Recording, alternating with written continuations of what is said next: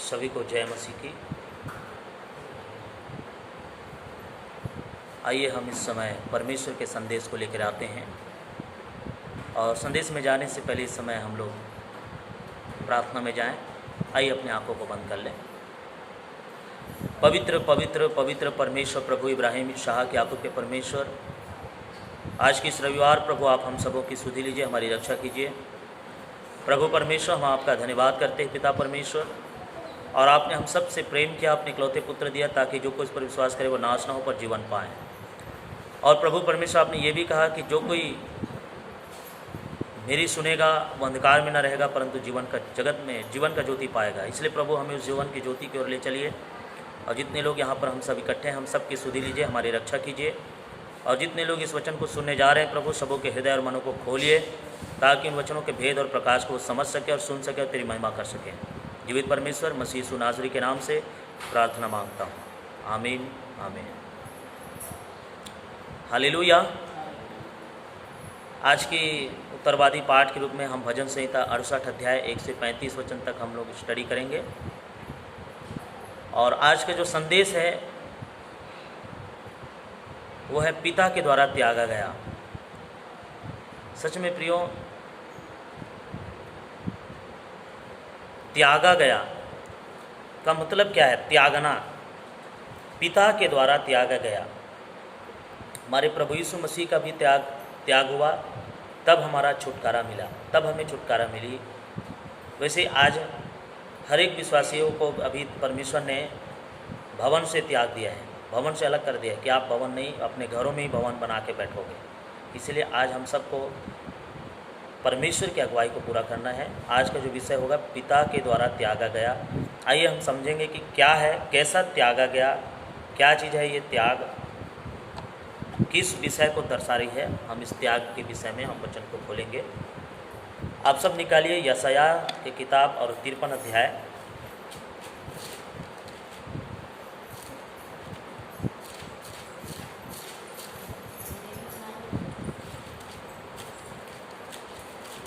यशायाह 53 अध्याय के 3 वचन से लेके हम लोग 6 वचन तक जब पढ़ते हैं तो यहाँ पर लिखा है, वह तुच्छ जाना जाता और मनुष्यों का त्यागा हुआ था, वह दुखी पुरुष था, रोग से उसकी जान पहचान थी और लोग उससे मुख फेर लेते थे।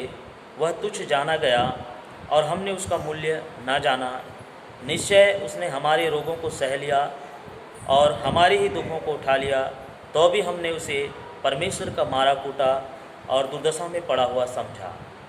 परंतु वो हमारे ही अपराधों के कारण घायल किया गया, वह हमारे अधर्म के कामों के कारण कुचला गया। हमारी ही शांति के लिए उस पर ताड़ना पड़ी कि उसके कोड़े खाने से हम लोग चंगे हो जाएं। हम तो सबके सब भेड़ों के समान भटक गए थे, हम में से हर एक ने अपना अपना मार्ग लिया, और यहोवा ने हम सबों के अधर्म का बोझ उसी पर लाद दिया। देखिए यहाँ पर ये जो भविष्यवाणी की बातें हैं, ये जो दर्शन की बातें हैं, यशायाह भविष्यवक्ता लिखता है, ये जो दर्शन की बातें यीशु मसीह के विषय में लिखा जा रहा है। परमेश्वर ने बताया कि वह तुच्छ जाना जाता, मनुष्यों का त्यागा हुआ, अर्थात यीशु मसीह को तुच्छ जाना गया। यीशु मसीह मनुष्यों का त्यागा हुआ, वो दुखी पुरुष हुआ, वो रोग से उनको जान पहचान हुई, लोग उनसे मुख फेर लेते थे और उसको तुच्छ जाना जाता था और उसका कोई कीमत नहीं था। और ये सब क्यों हुआ? क्यों लोग प्रभु को त्याग दिए? क्यों लोग प्रभु को तुच्छ जानते थे? क्यों लोग परमेश्वर को त्यागा गया? क्यों परमेश्वर ने यीशु मसीह को त्यागा? इसीलिए क्योंकि उसके दुख उठाने से, उसके कोड़े खाने से, उसके घायल होने से सारे जगत को उद्धार मिले, सारे जगत को छुटकारा मिले, जीवन मिले। यही कारण है मेरे प्रियो कि प्रभु यीशु मसीह को पिता ने त्यागा, और उसके त्यागे जाने से, यीशु मसीह के क्रूस में दुख उठाए जाने से, उसके कोड़े खाए जाने से आज हम लोग चंगाई पाते हैं, आज हम लोग जीवन पाते हैं, आज हम लोग छुटकारा पाते हैं। सचमुच में यीशु मसीह ने हमारे ही अपराधों के कारण, हमारे ही पापों के कारण क्रूस पर बलिदान हुआ। उसी के बलिदान होने से, उसी के कोड़े खाने से, उसी के दुख उठाने से आज हम सब लोग उद्धार और जीवन को पा रहे हैं। सच में मेरे प्रियो, आज परमेश्वर हमें समझाना चाहता है कि मैंने अपने पुत्र यीशु को त्यागा और उसको इस जगत में भेजा, स्वर्ग से छोड़कर उसको इस जगत में भेजा ताकि इस जगत के लोग उद्धार पाएं, ताकि ये संसार के लोग जीवन पाएं। मुझे आपको इस संसार के लोगों को जीवन देने के लिए प्रभु यीशु मसीह को इस जगत में भेज दिया। और बाइबल बताती है ये सब परमेश्वर ने प्रेम के कारण भेजा। परमेश्वर मुझसे, आपसे और इस पूरे संसार से प्यार करता है। इसी प्यार के कारण परमेश्वर ने अपने इकलौते पुत्र यीशु की इस धरती में भेजा और इसलिए भेजा कि जो कोई उस पर विश्वास करेगा वो नाश ना होगा पर अनंत जीवन पाएंगे। सचमुच में प्रभु यीशु मसीह इसीलिए इस धरती पे आया ताकि इस धरती के लिए, सारे संसार के लिए बलिदान हो, क्रूस पर बलिदान हो। वो सारे बोझ अपने ऊपर उठा ले, सारे पापों का बोझ अपने ऊपर उठा ले। इसीलिए प्रभु इस धरती पर आया और हम सब के पापों का बोझ उसके ऊपर लाद दिया गया। उसने हमारे पापों का बोझ अपने ऊपर ले लिया, उठा लिया। सचमुच में मेरे प्रियो, उसी के कोड़े खाने से हम जीवन पाते हैं। तो आइए एक कहानी के माध्यम से हम जानेंगे कि कैसे प्रभु यीशु मसीह ने हमारे दुख को, हमारे पापों के गुनाहों को कैसे अपने ऊपर लिया। देखिए एक उदाहरण मैं आपको बता रहा हूँ। एक कल्पना करेंगे, एक इमेजिन करेंगे। मान लो एक इस संसार में कहीं पर एक ऐसी गंदी जगह है जिसमें अभी तक किए गए सारे पाप है। मान लो इस संसार के एक कोने में किसी जगह में एक ऐसा गंदा जगह है जहाँ पर संसार के जितने पाप किए गए हैं वो सब पाप वहाँ पर है। और ये गंदी जगह गहरा, अंधेरा और भयानक गंदी बदबू से भरा हुआ है। बहुत भयानक है, गंदी बदबू से भरा हुआ है वो जगह। और मनुष्य के सारे बुरे काम जो उन्होंने किए हैं वो वहाँ पर तैर रहे हैं, उस गंदी जगह में, गंदी नाली में, वहाँ पर तैर रहे हैं उस जगह में। और कल्पना करो कि उस गंदी जगह में एक गंदी नदी बह रही है, एक गंदा नदी बह रहा है और उसी नदी में प्रतिदिन हम मनुष्यों के द्वारा जो पाप करते हैं वो पाप की सारी गंदगी वहाँ पर बह जा रही है, बहती जा रही है। और देखिए वहीं पर प्रभु क्रूस में लटका हुआ है, क्रूस में है, और उस गंदी जगह की सारी गंदगी उस पर क्या कर रही है, फेंकी गई है। यीशु मसीह के ऊपर फेंक दिया गया, जो क्रूस में लटका हुआ है उसी के ऊपर वो सारे नदी के बदबूदार और भयंकर, घातक, जहरीली और जितने प्रकार के पाप है सबको उसके ऊपर उंडेल दिया, सबको उसके ऊपर फेंक दी गई। और उस गंदगी को देखो जो उस पर बह रही है, ये गंदगी एकदम जहरीली है, घातक है, बीमारी और दर्द और दुख से भरी हुई है। सारे प्रकार के पाप जो हम मनुष्य करते हैं, जैसे हत्या, घृणा, बुरे काम, सारे प्रकार के बुरे बुरे विचार, सब कुछ यीशु मसीह के ऊपर डाल दिया गया। जब वो क्रूस पर लटक रहा था, जब परमेश्वर ने देखा ये सारा चीज़, सारे पाप उसके ऊपर डाला गया है, मनुष्य के जितने पाप है, सारे पाप की गंदगी की चीज़ें हैं, यीशु मसीह ने अपने क्रूस पर ले लिया। जब उसको क्रूस पर ले लिया, ये चीज़ जब परमेश्वर ने देखा, तो परमेश्वर ने अपने पुत्र को देखा, तो उसने पाप की सारी गंदगी जो उस पर डली हुई है, इस दृश्य से वो मुड़ गया। प्रभु ने अपना नज़र उससे हटा लिया, उसको त्यागा। और जब प्रभु ने उसको त्याग दिया, परमेश्वर ने प्रभु यीशु को त्याग दिया, तो यीशु मसीह ये प्रार्थना करने लगा क्रूस में। वो सारे मानव जाति के अपराध को अपने ऊपर ले लिया। जितने पाप मनुष्य हम सब करते हैं वो सारे पाप को उन्होंने अपने ऊपर क्रूस पर ले लिया। और उस क्रूस पर लेने के कारण परमेश्वर पिता ने यीशु को त्याग दिया। और इसी के दुख में प्रभु यीशु मसीह रो रहे हैं, उस दर्द में रो रहे हैं, तड़प रहे हैं, और तड़पते तड़पते एक प्रार्थना कर रहा है। क्या प्रार्थना कर रहा है? आप भजन संहिता की किताब 22 अध्याय 1 वचन को आप निकालिए, और वहाँ पर लिखा है, हे मेरे परमेश्वर, हे मेरे परमेश्वर, तूने मुझे क्यों छोड़ दिया। देखिए यहाँ पर यीशु मसीह कुछ इस प्रकार से प्रार्थना कर रहे हैं, हे मेरे परमेश्वर, हे मेरे परमेश्वर, तूने मुझे क्यों छोड़ दिया। सचमुच में परमेश्वर ने यीशु मसीह को त्याग दिया, क्योंकि परमेश्वर की योजना ही थी कि यीशु मसीह इस धरती पर आए, क्रूस पर बलिदान हो, सारे मानव जाति के लिए अपना लहू बहाए, और जितने उस पर विश्वास करें वो जीवन पाएँ। क्योंकि उसी ने हमारे अधर्म का बोझ उसी पर डाल दिया गया, हमारे पाप का बोझ उसी पर डाल दिया गया। जो दुख उसने उठाया, उस दुख के उठाने से आज मैं और आप शिफा पाते हैं, छुटकारा पा रहे हैं, चंगाई को पा रहे हैं। सचमुच में यीशु मसीह के ऊपर ही हमारे सारे अपराध का बोझ, सारे गुनाहों का बोझ उसी के ऊपर लाद दिया गया, सब कुछ उसके ऊपर डाल दिया गया। और पिता ने उसको अकेला छोड़ दिया, उसको त्याग दिया। और इसी त्याग के कराहते कराते प्रभु यीशु मसीह ने यह प्रार्थना किया, हे मेरे परमेश्वर, हे मेरे परमेश्वर, तूने मुझे क्यों छोड़ दिया। इस तरीके से वो प्रार्थना करता है, इस तरीके से वो पुकार रहा है परमेश्वर को। सच में ऐसी स्थिति जब आप और मेरे जीवन में, आपके और मेरे जीवन में जब ऐसी स्थिति आ जाए कि हमको त्याग दे, हमारे अपने लोग त्याग दें, हमें परमेश्वर त्याग दे, हमें हमारा परिवार त्याग दे, तो कितना बड़ा दर्दनाक और दुख भरा जीवन हो सकता है। ठीक इसी तरह यीशु मसीह को पिता ने त्यागा, क्योंकि योजना थी परमेश्वर की कि वो अकेला रहेगा और अकेला क्रूस उठाएगा, अकेला दुख उठाएगा, अकेला सब कुछ करेगा सारे मानव जाति के उत्थान के लिए, सारे मानव जाति के उद्धार के लिए वो अपने आप को क्रूस पर बलिदान कर देंगे। इसी कारण से प्रभु यीशु मसीह ने अपने आप को उस क्रूस पर, सूली पर चढ़ा दिया बलिदान होने के लिए, ताकि पिता की इच्छा पूरी हो सके। और पिता ने उसको अकेला छोड़ दिया, त्याग दिया। इसी त्याग से हम दो बात सीखते हैं, जैसे पहली बात है पाप की गंभीरता को नहीं भूलना।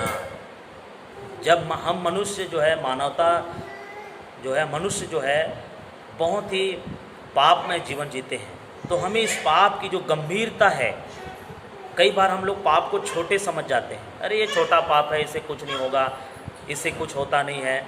तो पाप होती है, इसलिए इस पाप की गंभीरता को समझिए।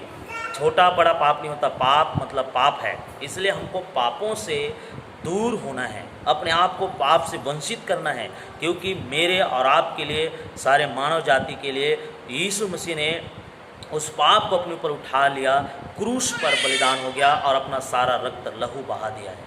इसलिए इस पाप की गंभीरता को हमको सीखना है कि हम फिर से उस पाप में नहीं जाएंगे, फिर से हम उस गुनाह में नहीं जाएंगे, फिर से हम उस बर्बादी में नहीं जाएंगे, जिससे हम फिर से पापी हो और परमेश्वर के सामने दोषी ठहरें। इसलिए आपको और मुझे पाप की उस गंभीरता को समझना है, उसको भूलना नहीं है।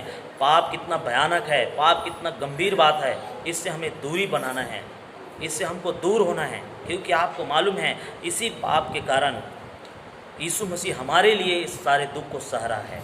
हमारे ही पाप के कारण पिता उस दिन उस पुत्र को जब क्रूस में था उसको त्याग दिया और उस गंदी जगह पर उसको टांग दिया। उसको जो पाप हमारे तैर रही थी उस गंदी जगह में, उसको प्रभु यीशु मसीह के ऊपर चढ़ा दिया गया। इसीलिए मेरे प्रियो, हमारे पाप प्रभु के ऊपर आ गया है और प्रभु यीशु ने हमारे पाप को अपना लहू बहाकर धोया है। इसलिए आज मैं चाहता हूँ कि हम अपने पापों को गंभीरता में लें। हम ये ना सोचें कि हमने कोई गलत नहीं किया, हमने कुछ छोटी मोटी पाप किए। नहीं, छोटी मोटी पाप नहीं, कोई भी पाप हो, पाप होता है। इसलिए अपने पापों से पश्चाताप करें, आप गंभीर हो जाएं, अपने पाप को त्याग दें, अपने पाप को दूर करें, ऐसे अपने आप को परिवर्तन करें, ऐसे अपने आप को तैयारी करें। पहली बात। दूसरी बात है, यीशु मसीह ने हमारे उद्धार के लिए कितनी दर्दनाक कीमत चुकाई, इसको हमें भूलना नहीं है। सच में यीशु मसीह ने हमारे पाप के लिए, सारे मानव जाति के पाप के लिए, छुटकारे के लिए उसने भयंकर दर्दनाक कीमत चुकाया है, क्रूस की मौत। हम क्रूस को साधारण समझ लेते हैं।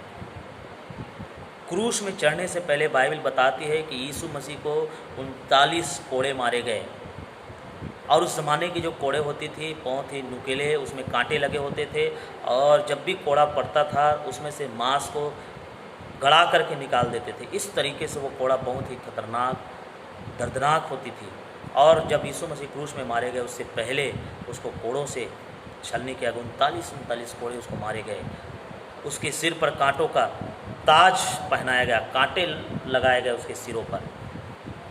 और ये इसलिए हुआ ताकि हमारे पापों को क्षमा कर सके, हमारे पाप धुल सके, हमारा जीवन में उद्धार आ सके। क्योंकि उसी के कोड़े खाने से हमारा उद्धार हो, उसी के कोड़े खाने से हम चंगे हुए, उसी के दुख उठाने से हम शिफा पाते हैं। इसलिए मेरे प्रियो, उस दर्दनाक कीमत को हम ना भूलें। क्योंकि बाइबल बताती है, कुरिन्थियों की पहली किताब और अध्याय 6 वचन 20 में लिखा है, कुरिन्थियों की पहली किताब अध्याय 6 वचन 20 में देखिए, आप पढ़िए, वहाँ पर लिखा है कि प्रभु यीशु मसीह ने दाम देकर मोल लिए गए हो, इसलिए अपनी देह के द्वारा परमेश्वर की महिमा करो। क्योंकि हम सबको प्रभु ने अपना लहू का दाम देकर हमको खरीदा है, मोल लिया है, इसलिए हम अपने शरीर के द्वारा, अपनी देह के द्वारा परमेश्वर पिता की हमको महिमा करनी है, अपनी देह के द्वारा प्रभु की महिमा करना है। इसलिए आप इस दर्दनाक कीमत को आप ना भूलें, क्योंकि यीशु मसीह ने हमारे लिए कितना लहू बहाया, कितना दुख उठाया, तब जाके हमको मुक्ति मिली है, तब जाकर हमको उद्धार मिली है। इसलिए हम इस बात को ना भूलें। दो बातें हम सीखते हैं कि हमको पहले अपने पाप की गंभीरता को नहीं भूलना है, हमको अपने पाप की गंभीरता को ध्यान देना है कि हमें पाप से दूर होना है। दूसरी बात, यीशु मसीह ने हमारे उद्धार के लिए जो दर्दनाक कीमत चुकाई है, उस कीमत को नहीं भूलना है, क्योंकि यीशु ने हमारे ही गुनाहों अपराधों के लिए उसने दर्दनाक कीमत हमारे लिए चुका दी है, इसलिए इस बात को हमको नहीं भूलना है। दूसरी बात हम देखें मत्ती की किताब 27 अध्याय में और उसके 45 से 50 तक हम पढ़ते हैं, तो देखिए प्रभु यीशु मसीह कैसे हमारे पापों को, हमारे गुनाहों को अपने ऊपर लिया। 27 अध्याय के 45 से 50, मत्ती 27। देखिए, दोपहर से लेकर तीसरे पहर तक उस सारे देश में अंधेरा छाया रहा। तीसरे पहर के निकट यीशु ने बड़े शब्द से पुकार कर कहा, एली एली लमा सबक्तनी, अर्थात हे मेरे परमेश्वर, तूने मुझे क्यों छोड़ दिया। जो वहाँ खड़े थे उनमें से कितनों ने यह सुनकर कहा, वह तो एलिय्याह को पुकारता है। उनमें से एक तुरंत दौड़ा और स्पंज लेकर सिरके में डुबोया और सरकंडे पर रख कर उसे चूसाया। और उन्होंने कहा, रह जाओ, देखें एलिय्याह उसे बचाने आता है कि नहीं। तब यीशु ने फिर बड़े शब्द से चिल्लाकर प्राण छोड़ दिए। देखिए, प्रभु यीशु मसीह दोपहर से लेकर तीसरे पहर तक पूरा अंधेरा छाया हुआ था और इसी दौरान प्रभु यीशु मसीह चिल्लाया, लोगों ने उसको सिरका पिलाया, वो सारे वचन जो भविष्यवाणी के वचन थे वो पूरे हुए। सच में मेरे प्रियो, ये जो विलाप प्रभु यीशु मसीह ने हमारे लिए क्रूस पर किया है, केवल एक व्यक्ति के लिए नहीं है। प्रिय मित्रों, क्रूस पर यीशु का विलाप, यीशु का दुख संसार के केवल एक व्यक्ति के लिए नहीं था, पर वो हर उस व्यक्ति के लिए है जो इस संसार से त्यागा हुआ है, दुख से भरा हुआ है, समस्याओं से भरा हुआ है, कठिनाइयों से भरी हुई है। हर एक उस तिरस्कृत बच्चे के लिए है, उस विधवा के लिए है, उस माँ के लिए है जो अपने पीड़ित बच्चों पर रो रही है, उस काम से निकाले गए पिता के लिए है, उन माता पिता के लिए है जो पाप में गिरे अपने बच्चों के लिए सहायता की खोज कर रहे हैं, और उन बूढ़ों के लिए है जो घरों में अकेले जीवन गुजार रहे हैं। अर्थात कहने का मतलब यह है कि जो अपने आप को त्यागा हुआ समझते हैं, उन सब के लिए है ये विलाप। सच में यीशु मसीह ने जो क्रूस पर जो दुख सहे, जो विलाप उन्होंने सहा, जीवित उसको हाथ पैरों को किले पर ठोक दिया गया, ये दुख हम सब त्यागे हुए के लिए था। हम सब जो त्याग हुए हैं, हम सब जो दुख, बीमारी में, दुख में, तकलीफ में, परिवार से, सब प्रकार के दुख से हम त्यागे हुए हैं, हम सब के लिए वो विलाप था। उसी के दुख उठाने से, उसी के कष्ट उठाने से आज मैं और आपको जीवन मिली है, मुझे और आपको जीवन मिली है। सचमुच में यीशु के समान कोई कभी त्यागा नहीं हुआ होगा, यीशु मसीह के समान दर्द कोई नहीं सहा होगा। सच में यीशु मसीह ने हमारे लिए कितना दुख, कितना दर्द सहा। पिता ने भी उसको त्याग दिया, अकेला पड़ गया, वो अकेला हो गया और अकेले ही उस दुख को, उस दर्द को उन्होंने सहा, केवल मेरे और आपके लिए, इस संसार के लिए। सच में मेरे प्रिय, मुझे बचाने के लिए, आपको बचाने के लिए, इस संसार को बचाने के लिए उस दुख को सहा, उस त्याग को उन्होंने सहा। सच में प्रियो, आज उसका त्याग हमारे लिए अद्भुत है। प्रियो, वचन सिखाती है, जब हम पर भी जब इसी प्रकार का त्याग हम पर आता है, तो हम भी सोचते हैं कि ये परमेश्वर हमसे किस बात की बदला ले रहा है। देखिए, इब्रानी, इसलिए हमें इब्रानी 12:5 से सीखना है। इब्रानियों की किताब 12 अध्याय 5 और से 11 वचन तक लिखा है और हमें इस वचन से सीखना है। चलिए निकलिए, इब्रानी 12:5 से 11। देखिए, यहाँ पर लिखा है, और तुम उस उपदेश को जो तुमको पुत्रों के समान दिया जाता है भूल गए हो। देखिए, वो उपदेश जो हमको पिता परमेश्वर हमको बेटा जानकर, पुत्र जानकर हमको जो उपदेश देता है, उसको हम भूल गए हैं। हे मेरे पुत्र, प्रभु की ताड़ना को हल्की बात न जान, और जब वह तुझे गुड़ के तो साहस न छोड़। इसलिए हम, जब यीशु मसीह हमें बचाने के लिए क्रूस का और पिता द्वारा त्यागा गया, क्रूस का दुख उठाया और परमेश्वर ने उसको त्याग दिया। तो जब परमेश्वर भी हमको यदि कुछ ताड़ना देता है तो उस ताड़ना को हम हल्के में ना लें। जब वो हमको घुड़के तो हम हिम्मत ना हारे, जब परमेश्वर हमको दंड दे तो हमको हिम्मत नहीं हारना है। जैसे इन दिनों हम सब अपने घरों में हैं और ये महामारी फैली हुई है, कोई एक साथ बैठकर प्रभु की महिमा नहीं कर पा रहे हैं, चर्च में बैठकर प्रभु की महिमा नहीं कर पा रहे हैं। एक प्रकार से कहा जाए तो हमको एक ताड़ना मिली है, पर इस ताड़ना को हमको हल्के में नहीं लेना है। जब वो हम पर भड़कता है तो हमको हिम्मत नहीं हारना है। लिखा है क्योंकि प्रभु जिससे प्यार करते उसकी ताड़ना भी करता है। क्योंकि परमेश्वर आपसे मुझसे प्यार करते इसलिए वो हमारी ताड़ना भी करता है, और जिसे पुत्र बना लेता है उसको कोड़े भी लगाता है। क्योंकि परमेश्वर जिसको अपना बेटा बना लिया उसको वो कोड़े भी लगाता है।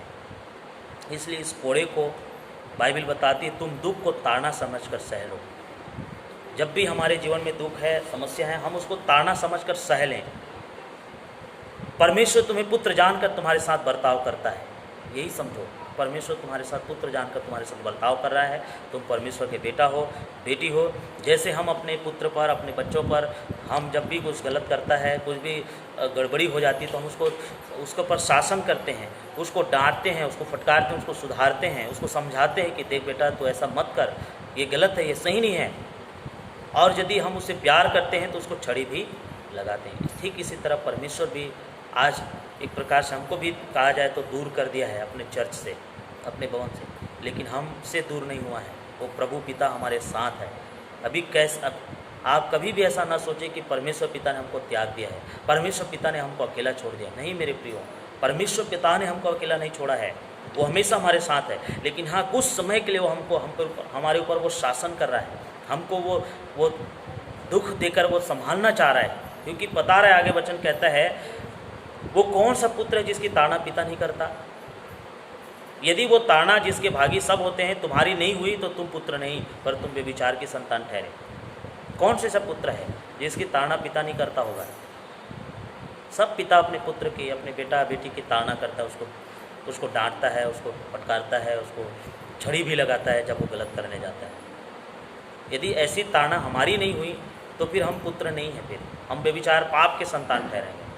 इसलिए जब परमेश्वर पिता यदि हमको कुछ ताड़ना देता है, हमको कष्ट देता है, यदि हम में कुछ विपत्ति आ रही है तो हमें हौसला बुलंद रखना है, हमको हिम्मत नहीं हारना है, हमको हिम्मत बांधना है परमेश्वर के लिए, और इस दुख को ताड़ना समझकर सह लेना है कि हे प्रभु, ये सारा दुख आर्थिक, भौतिक, शारीरिक, आत्मिक जो दुख हम पर आ रही है प्रभु, सचमुच में ये दुख हमारे लिए ही है, हमारे भले के लिए है, और यही समझकर इस दुख को सह लो।